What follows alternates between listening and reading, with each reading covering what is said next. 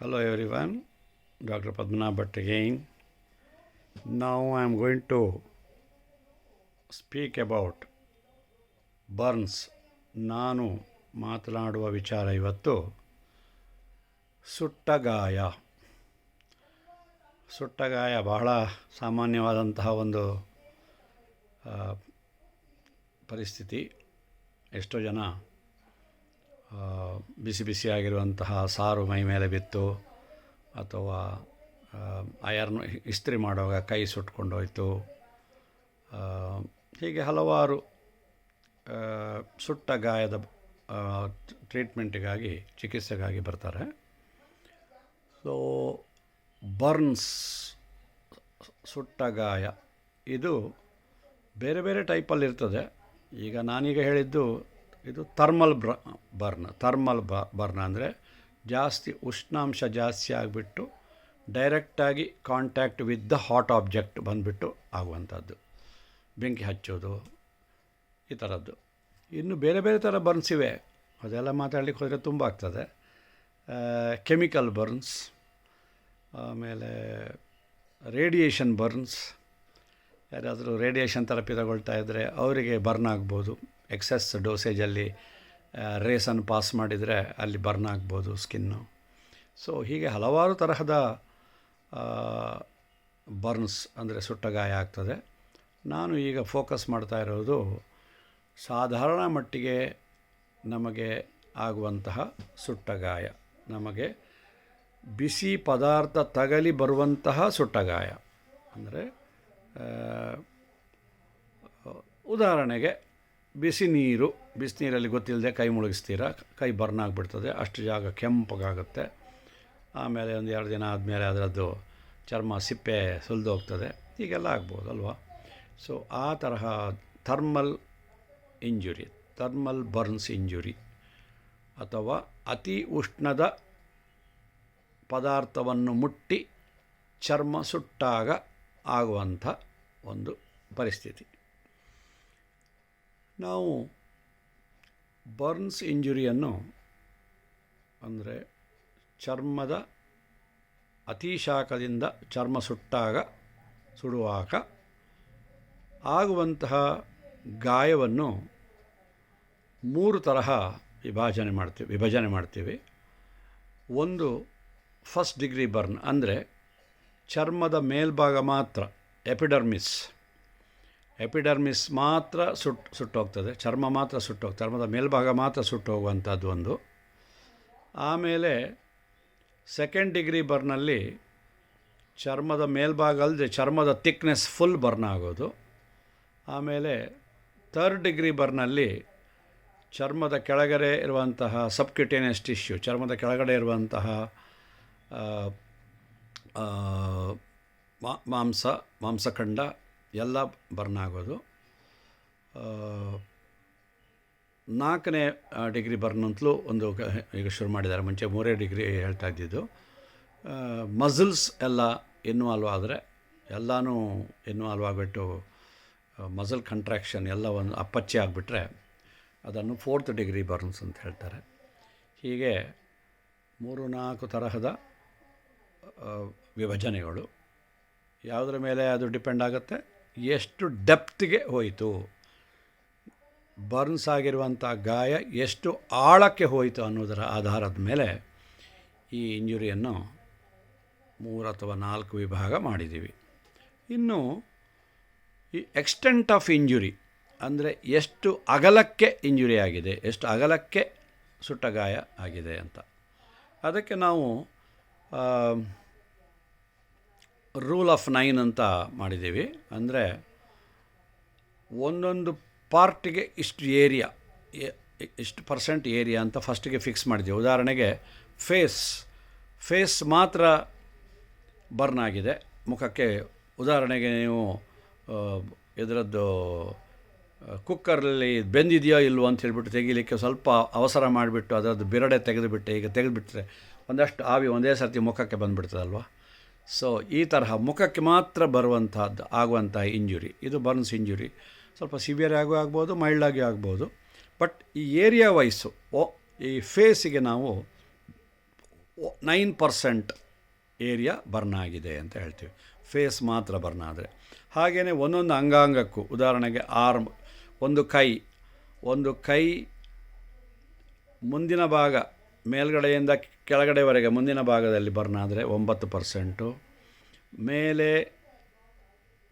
2 ಕೈ ಸೇರಿಸಿದರೆ 18%, ಆಮೇಲೆ ಚೆಸ್ಟ್ ಬರ್ನ್ ಆದರೆ ಅದು 18%, ಹೊಟ್ಟೆ ಬರ್ನ್ ಆದರೆ 18%, ಒಂದು ಕಾಲು ಮಾತ್ರ ಬರ್ನ್ ಆದರೆ, ಒಂದು ಕಾಲು ಫ್ರಂಟು ಮಾತ್ರ ಆದರೆ 9%, 2 ಕಾಲು ಆದರೆ 18%, 2 ಕಾಲಿಂದ ಬ್ಯಾಕ್ ಸೈಡ್ ಸೇರಿಸಿದರೆ ಇದರ ಮುಂದಕ್ಕೆ ರೂಲ್ ಆಫ್ 9 ಅಂತ ಹೇಳ್ಕೊಂಡು ಹೋಗ್ತೀವಿ, ಗೊತ್ತಾಯ್ತಲ್ವಾ. ಸೊ ಖಾಲಿ ಮುಖ ಆದಾಗ ನನಗೆ ಹೇಳಿದಾಗೆ 9%. ಈಗ ನನಗೆ ಮೊನ್ನೆ ಒಬ್ಬರು ಲೇಡಿ ಬಂದಿದ್ದರು, ಅವರು ಏನೋ ಬರ್ನ್ಸ್ ಮಾಡ್ಕೊಂಡು ಬಂದಿದ್ದರು. ಅದು ಹೇಗೆ ಅಂತಂದರೆ ಇದೇ ಥರ ಕುಕ್ಕರ್ದು ಇದು ಕೆಳಗಡೆ ಇಟ್ಟಿದ್ದಾರೆ, ಅದನ್ನು ಸಡನ್ನಾಗಿ ಬೇಗ ತೆಗೆಯೋಣ, ಬೇಗ ಅಡುಗೆ ಮಾಡೋಣ, ಬೇಗ ತೆಗೆದು ಬಿಡೋಣ ಅಂತ ಕೆಲವರಿಗೆ ಅವಸರ ಇರ್ತದಲ್ಲ. ಸೊ ಮೇಲ್ಗಡೆ ಅದನ್ನು ಬಿರಡೆಯನ್ನು ತೆಗೆದುಬಿಟ್ಟು ಮೇಲ್ಗಡೆ ಕುಕ್ಕರ್ ಮೇಲ್ಗಡೆ ವೆಯ್ಟ್ ತೆಗೆದುಬಿಟ್ಟು ತಿರುಗಿಸ್ಬಿಟ್ಟು ಓಪನ್ ಮಾಡಿದ್ದಾರೆ. ಓಪನ್ ಮಾಡಿದಾಗ ಏನಾಗಿದೆ, ಅದು ಇದು ಕಿಚನ್ ಪ್ಲ್ಯಾಟ್ಫಾರ್ಮ್ ಇಷ್ಟೇ ಹತ್ತಿರ ಇದ್ದರೆ, ಸೊ ಒಂದೇ ಸರ್ತಿ ಹೊಗೆ ಎದೆಗೆ ಮತ್ತು ಹೊಟ್ಟೆಗೆ ಬಂದಿದೆ. ಸೊ ತೋರಿಸ್ಲಿಕ್ಕೂ ಸಂಕೋಚ ಪಾಪ. ಆದರೆ ನಮ್ಮ ಜೀವನದ ಈ ಹಂತದಲ್ಲಿ ನಾನು ಇಷ್ಟು ಎಕ್ಸ್ಪೀರಿಯನ್ಸ್ ಆಗಿರೋ ಡಾಕ್ಟ್ರ್ ಆಗಿದ್ದರಿಂದ ಅವರು she didn't mind. So what I am trying to tell ಅಂದರೆ, ಬರ್ನ್ಸು ಸುಮಾರು ಎದೆ ಹೊಟ್ಟೆ ಎಲ್ಲನೂ ಇನ್ವಾಲ್ವ್ ಆಗಿತ್ತು. ಆಲ್ಮೋಸ್ಟ್ 36% ಆಫ್ ಬರ್ನ್ಸ್ ಅಂತ ಹೇಳ್ಬೋದು. ಈ ಥರ ಬರ್ನ್ ಸೂಪರ್ಫಿಷಿಯಲ್ ಆಗಿದ್ದರಿಂದ ಅವ್ರದ್ದು ಅಷ್ಟೊಂದು ಗಾಬರಿ ಆಗುವಂಥದ್ದಲ್ಲ. ಆದರೆ ಸುಡುವ ನೋವು ಅದೆಲ್ಲ ಅವರು ತಿನ್ನಬೇಕಾಗ್ತದೆ. ಈ ಗಾಯ ಆದಾಗ, ಬರ್ನ್ಸ್ ಗಾಯ ಆಗುವಾಗ ಏರಿಯಾ ಡ್ಯಾಮೇಜ್ ಅಲ್ಲದೆ ಆ ಮೊಮೆಂಟ್ನಲ್ಲಿ ಪೇಯ್ನು ತಡ್ಕೊಳ್ಳಿಕ್ಕೆ ಆಗದೇ ಇರುವಷ್ಟು ಪೇಯ್ನ್ ಇರ್ತದೆ. ಸೊ ನೀವು ಏಕದಮ್ ಡಾಕ್ಟ್ರ್ ಹತ್ರ ಓಡೋಗ್ಲಿಕ್ಕೆ ಅದು ಕ್ಲಿನಿಕ್ ಅವರ್ಸ್ ಅಲ್ಲದೆ ಇರ್ಬೋದು, ಅಥವಾ ಹತ್ತಿರದಲ್ಲಿ ದೊಡ್ಡ ಆಸ್ಪತ್ರೆ ಯಾವುದು ಇಲ್ಲದೆ ಇರ್ಬೋದು. ಹಾಗಾದರೆ ನೀವು ಏನು ಮಾಡ್ಬೋದು ಇಂಥ ಸಂದರ್ಭದಲ್ಲಿ ಅನ್ನೋದನ್ನು ಒಂಚೂರು ಹೇಳ್ತೀನಿ. ಯಾವುದೇ ಭಾಗ ಬರ್ನ್ ಆದರೆ, ಅಕಸ್ಮಾತ್ ನೀವೊಂದು ಬಿಸಿ ಹಾಲಿಗೆ ಕೈ ಹಾಕಿ ಬಿಸಿ ಆಗಿದೆ ಅಂತ ನೋಡುವಾಗ ಬರ್ನ್ ಆದ್ರೂ ಫಸ್ಟು ನೀವು ಆ ಭಾಗವನ್ನು, ಬೆರಳಾದರೆ ಬೆರಳು, ಯಾವುದೇ ಭಾಗ ಅದಕ್ಕೆ, ಅಥವಾ ಎದೆ ಆದಾಗ ಏನು ಮಾಡಬೇಕಾಗಾದ್ರೆ ಅಂತೇಳಿ ರನ್ನಿಂಗ್ ವಾಟರ್ ಅಡಿಯಲ್ಲಿ ಇಡಿ. ರನ್ನಿಂಗ್ ವಾಟರ್ ಅಡಿಯಲ್ಲಿ ಬರ್ನ್ ಆಗಿರೋ ಜಾಗವನ್ನು ಇಟ್ಟರೆ ಆ ವಾಟರು ತಂಪಾಗಿರ್ತದೆ, ಕೋಲ್ಡ್ ಆಗಿರ್ತದಲ್ವ, ಕೋಲ್ಡ್ ವಾಟರ್ ಅಲ್ವಾ, running tap water. So cold water ಅಡಿನಲ್ಲಿಟ್ಟಾಗ ಅದು ಅದರ ಮೇಲೆ ಸುರಿದು ಕೆಳಗೆ ಬಿದ್ದಾಗ ಒಂದಷ್ಟು ಹೀಟನ್ನು ಎಳ್ಕೊಳ್ತದೆ. ಆವಾಗ ಟು ದ್ಯಾಟ್ ಎಕ್ಸ್ಟೆಂಟ್ ಇಂಜುರಿಯದು ಆ ಗಾಯದ ಡೆಪ್ತು ಕಮ್ಮಿ ಆಗ್ತದೆ. ಇಮಿಡಿಯೇಟಾಗಿ ನೀವು ನೀರಲ್ಲಿ ಅಡಿಯಲ್ಲಿಡಬೇಕು. ಹಿಂದಿನ ಕಾಲದಲ್ಲಿ ಒಂದು ನಂಬಿಕೆ ಇತ್ತು, ಬರ್ನ್ ಆಗಿರೋ ಜಾಗಕ್ಕೆ ನೀರು ಹಾಕಲೇಬಾರ್ದು ಅಂತ. ಅದು ತಪ್ಪು. ಹರಿಯುವ ನೀರಲ್ಲಿ ನೀವು ಅರ್ಜೆಂಟಿಗೆ ನೀರಿನ ಕೆಳಗಡೆ ಬರ್ನ್ ಆಗಿರೋ ಜಾಗವನ್ನು ಇಡಿ. ಈಗ ಎದೆ ಹೊಟ್ಟೆಗೆ ಆಯ್ತು, ಏನು ಮಾಡೋದು ಸರ್? ಹೋಗಿ ಬಾತ್ರೂಮ್ಗೆ ಹೋಗಿ, ಶವರ್ ಇದ್ದರೆ ಶವರ್ ಅಡಿಯಲ್ಲಿ ನಿಂತ್ಕೊಳ್ಳಿ, ಅಥವಾ ಬಕೆಟಲ್ಲಿದ್ದರೆ ಮಗ್ಗಲ್ಲಿ ನೀರು ಆ ಜಾಗಕ್ಕೆ ಹಾಕ್ಕೊಂಡ್ಬಿಡಿ ಒಂದು ಸರ್ತಿ. ಎಲ್ಲ ಹಾಕ್ಕೊಂಡ್ಮೇಲೆ ಆಮೇಲೆ ಅದನ್ನು ಒಂದು ಸ್ವಚ್ಛವಾಗಿರುವಂತಹ ಟವೆಲ್ನಲ್ಲಿ ಒರೆಸಿ, ಅದು ಕೈ ಇರ್ಬೋದು, ಎದೆ ಇರ್ಬೋದು, ಹೊಟ್ಟೆ ಇರ್ಬೋದು, ಮುಖ ಇರ್ಬೋದು, ಯಾವುದೇ ಭಾಗ ಇರ್ಬೋದು, ರನ್ನಿಂಗ್ ವಾಟರ್ನ ಅಡಿನಲ್ಲಿ ಇಟ್ಟುಬಿಟ್ಟು ಒಂದು 5 ನಿಮಿಷ ಆದಮೇಲೆ ನೀವು ಆ ಭಾಗವನ್ನು ಒರೆಸಿ, ನಿಮ್ಮ ಯಾವುದೇ ಒಂದು ಕ್ರೀಮನ್ನು ಹಚ್ಚಬಹುದು. ಅಂದರೆ ಉದಾಹರಣೆಗೆ ನಿಮ್ಮ ಕೊನೆಗೆ ಏನೂ ಸಿಗಲಿಲ್ಲ ಅಂದರೆ ಮನೆಯಲ್ಲಿ ಪ್ಯೂರ್ ಕೋಕೋನಟ್ ಆಯಿಲ್ ಇದ್ದರು, ಅಂದರೆ ಕೊಬ್ಬರಿ ಎಣ್ಣೆ ಇದ್ದರೂ ಸವರ್ಕೋಬೋದು. ಅಥವಾ ಕೆಲವು ಅಂಗಡಿಯಲ್ಲಿ ಸಿಗ್ತದೆ, ಗಿರ್ನಾಲ್ ಅಂತ ಸಿಗ್ತದೆ, ಅದನ್ನು ಹಚ್ಕೊಳ್ಬೋದು ಅರ್ಜೆಂಟಿಗೆ. ಅದು again depending upon the depth of the wound. ಗಾಯ ತುಂಬ ಆಳವಾಗಿದ್ದರೆ ನೀವು ಖಂಡಿತವಾಗಿ ನೋವು ಅಷ್ಟು ಸುಲಭವಾಗಿ ಕಮ್ಮಿ ಆಗಲ್ಲ. ಸಿಕ್ಕಾಪಟ್ಟೆ ನೋವು ಬಂದಾಗ ನೀವು ಖಂಡಿತವಾಗಿ ಆಸ್ಪತ್ರೆಗೆ ಧಾವಿಸಬೇಕಾಗ್ತದೆ. ಅವರಲ್ಲಿ ಅದನ್ನು ಏನು ಮಾಡಬೇಕು ಅಂತ ಅವರಿಗೆ ಗೊತ್ತು, ಅವ್ರು ಮಾಡ್ತಾರೆ. ಆಮೇಲೆ ಡೆಪ್ತ್ ಆಫ್ ವೂಂಡ್ ಅಂದರೆ ಅದರ ಆಳ ಜಾಸ್ತಿ ಆದಷ್ಟು ಅದು ಇನ್ಫೆಕ್ಷನ್ ಆಗುವ ಚಾನ್ಸಸ್ ಜಾಸ್ತಿ ಇದೆ.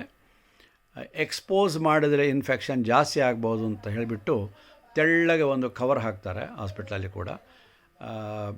ಪ್ಲೇನ್ ಇದರ ಮೇಲೆ ತೆಳ್ಳಗಿರುವಂಥದ್ದು ಯಾವುದಾದ್ರೂ ಒಂದು ಆಯಿಂಟ್ಮೆಂಟು, ಸಾಧಾರಣ ಮಟ್ಟಿಗೆ ಸಿಲ್ವಿರೆಕ್ಸ್ ಅಯಾನ್ ಆಯಿಂಟ್ಮೆಂಟ್ ಅಂತ ಬರುತ್ತೆ.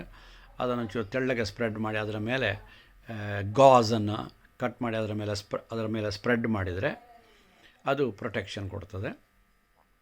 ನಾನು ಹೇಳ್ದಂಗೆ ಇನ್ನು 3rd ಡಿಗ್ರಿ ಬರ್ನ್ಸು ಎಲ್ಲ 2nd degree 3rd degree burns ಕೂಡ ನಮಗೆ ಸಾಧಾರಣ ಮಟ್ಟಿಗೆ ಮನೆಯಲ್ಲಿ ಕೂತ್ಕೊಂಡು ಟ್ರೀಟ್ಮೆಂಟ್ ಕೊಡಲಿಕ್ಕೆ ಆಗೋದಿಲ್ಲ, ಅಥವಾ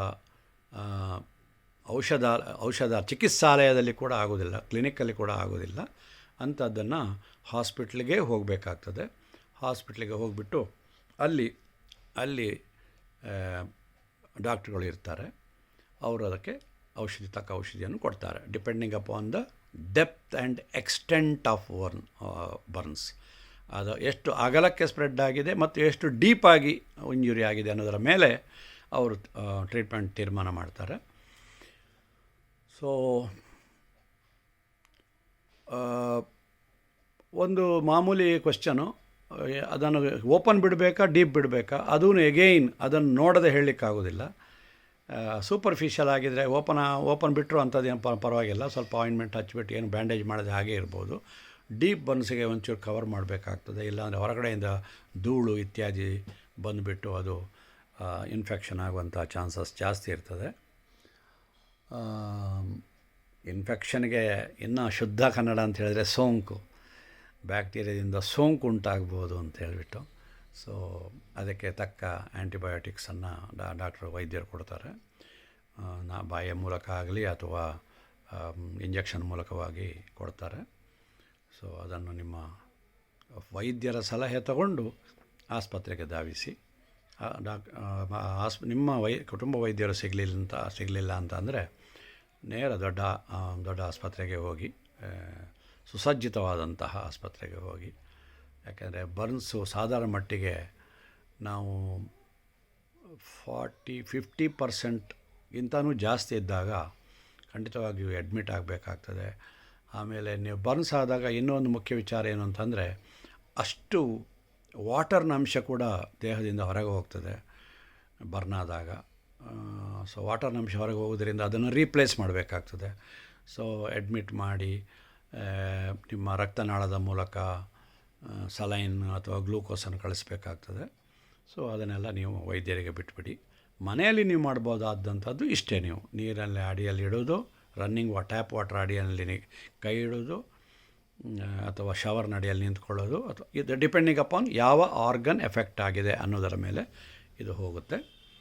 ಆಮೇಲೆ ಇದಕ್ಕೆ ಯಾವುದೇ ನೀವು ಗಾಯವನ್ನು ಮನೆಯಲ್ಲಿ ನೀವು ಕ್ಲೀನ್ ಮಾಡೋದಾದರೆ ದಯವಿಟ್ಟು ಟಿಂಕ್ಚರು ಅಥವಾ ಡೆಟ್ಟಾಲ್ ಯಾವುದನ್ನು ಉಪಯೋಗ ಮಾಡಬೇಡಿ. ಯಾಕಂದರೆ ಆಲ್ರೆಡಿ ಅಲ್ಲಿ ಒಂದು ಬರ್ನ್ಸ್ ಆಗಿದೆ, ನೀವು ಮತ್ತೆ ಒಂದು ಕೆಮಿಕಲ್ಸ್ ಹಾಕಿಬಿಟ್ಟು ಒಂದು ಅಡಿಷನಲ್ ಕೆಮಿಕಲ್ ಬರ್ನ್ ಉಂಟು ಮಾಡಬೇಡಿ ನೀವು, ಅದು ತೊಂದರೆ. ಮತ್ತು ಏನು ಮಾಡಬೇಕು ಸರ್ ಹಾಗಾದರೆ ಅಂತ, ಶುದ್ಧವಾದ ನೀರಿನಿಂದ ನಿಮ್ಮದು ಬಾಯ್ಲ್ಡ್ ಆಗಿ ಕೂಲಾಗಿರೋ ವಾಟ್ರು ಅಥವಾ ಬಿಸ್ಲೇರಿ ವಾಟ್ರ್ ಮನೆಯಲ್ಲಿದ್ದರೆ ಅಥವಾ RO ವಾಟರ್ ಮನೆಯಲ್ಲಿದ್ದರೆ ಅದರಿಂದ ಒಂಚೂರು ಶುದ್ಧವಾದ ಹತ್ತಿಯಲ್ಲಿ ಸರ್ಜಿಕಲ್ ಕಾಟನ್ ಅಂತ ಸಿಗುತ್ತೆ, ಅದರಲ್ಲಿ ಒರೆಸಿ ಅದರ ಮೇಲೆ ಸಿಲ್ವಿರೆಕ್ಸ್ ಅಯಾನು, ಸೋಫ್ರಾಮೈಸಿನ್ ಆ ಥರದ್ದು ಏನಾದರೂ ಆಯಿಂಟ್ಮೆಂಟ್ಗಳು ಹಾಕಿ ಬಿಟ್ಬಿಡಿ. ಇದು ನೀವು ಮನೆಯಲ್ಲಿ ಮಾಡಬಹುದಾದಂತಹ ಚಿಕಿತ್ಸೆ. ಆಮೇಲೆ ವೈದ್ಯರ ಬಳಿ ಹೋದರೆ ಅವರು ಅದಕ್ಕೆ ತಕ್ಕದಾದಂಥ ಟೆಟ್ ವ್ಯಾಕ್ ಕೊಡಬೇಕಾಗ್ತದೆ. ಯಾವುದೇ ಉಂಡಾದ್ರೂ ಟೆಟನಸ್ ವ್ಯಾಕ್ಸಿನ್ ತಗೊಳ್ಬೇಕು, ಅದನ್ನು ಜ್ಞಾಪಕ ಇಟ್ಕೊಳ್ಳಿ. ಭಾಳ ಜನಕ್ಕೆ ಈ ವಿಷಯ ಗೊತ್ತಿಲ್ಲ. ಟೆಟನಸ್ ವ್ಯಾಕ್ಸಿನ್ ಅಂದರೆ ಏನು ಅಂತ ಕೇಳೋರಿದ್ದಾರೆ ನನ್ನ ಕ್ಲಿನಿಕ್ಕಿಗೆ ಬಂದು. ಸೊ ಅದೆಲ್ಲ ದಯವಿಟ್ಟು ವೈದ್ಯರು, ನಿಮ್ಮ ಕುಟುಂಬ ವೈದ್ಯರನ್ನು ಸಂಪರ್ಕಿಸಿ. ಅವರ ಸಲಹೆಯನ್ನು ಮೀರಿ ನಡೆದುಕೊಳ್ಬೇಡಿ, ಅದರಿಂದ ನಿಮಗೆ ತೊಂದರೆ ಆಗ್ತದೆ. ಆಮೇಲೆ ಸೂಪರ್ಫಿಷಿಯಲ್ ಬರ್ನ್ಸು ಡಿಗ್ರಿ 1 ಮತ್ತು ಡಿಗ್ರಿ 2 2nd ಡಿಗ್ರಿ ಬರ್ನ್ಸ್ ಆದರೂ ಕೂಡ ಕಲೆ, ಅದರ ಗಾಯದ ಕಲೆ, ಇದು ಭಾಳ ಮುಖ್ಯವಾದ ವಿಷಯ ಅಂತ. ಕಾಸ್ಮೆಟಿಕ್ ಪರ್ಪಸ್ ಕಲೆ ಸಾಧಾರಣ ಮಟ್ಟಿಗೆ ಒಂದು 6 ತಿಂಗಳು ವರ್ಷದಲ್ಲಿ ಅದು ಮಾಯ ಆಗುತ್ತೆ, ಆ ಸ್ಕಾರ್ ಉಳಿಯೋದಿಲ್ಲ. ಅದೇ 3rd ಡಿಗ್ರಿ ಆ್ಯಂಡ್ ಅಬೌವ್ ಆದರೆ ಖಂಡಿತವಾಗಿಯೂ ಶಾಶ್ವತವಾಗಿ ಕಲೆ ಉಳೀತದೆ. ಪರ್ಟಿಕ್ಯುಲರ್ಲಿ ಮಕ್ಕಳಲ್ಲಿ, ಹೆಣ್ಣು ಮಕ್ಕಳಲ್ಲಿ ವಿಶೇಷವಾಗಿ ಭಾಳ ಹುಷಾರಾಗಿರಬೇಕು ನಾವು, ಕಾರಣ ನಿಮಗೆ ಗೊತ್ತು. ಸೊ ಹಾಗಾಗಿ ಯಾವುದೇ ಬರ್ನ್ಸು ಅದೇನಿಲ್ಲ ಬಿಡು ಸ್ವಲ್ಪ ಏನೋ ಆಗಿದೆ ಅಂತ ಹಾಗೆ ನೆಗ್ಲೆಕ್ಟ್ ಮಾಡಬೇಡಿ. ವೈದ್ಯರನ್ನು ಸಂಪರ್ಕಿಸಿ, ಅದನ್ನು ಅಸೆಸ್ ಮಾಡಿಸಿ, depth of burns, extent of ಬರ್ನ್ಸನ್ನು ಅಸೆಸ್ ಮಾಡಿಸಿ ಅವರು ವೈದ್ಯರು ಹೇಳಿದ ಹಾಗೆ ಕೇಳಿ. ಇಷ್ಟು ಹೇಳಿ ನನ್ನ ಈ ಬರ್ನ್ಸ್ ಅನ್ನುವಂತಹ ಬರ್ನ್ಸ್ ಬಗ್ಗೆ ಸಾಧ್ಯವಾದಷ್ಟು ಮಾಹಿತಿ ಕೊಟ್ಟಿದ್ದೀನಿ ಅಂದ್ಕೊಂಡಿದ್ದೀನಿ. ಜೈ ಹಿಂದ್.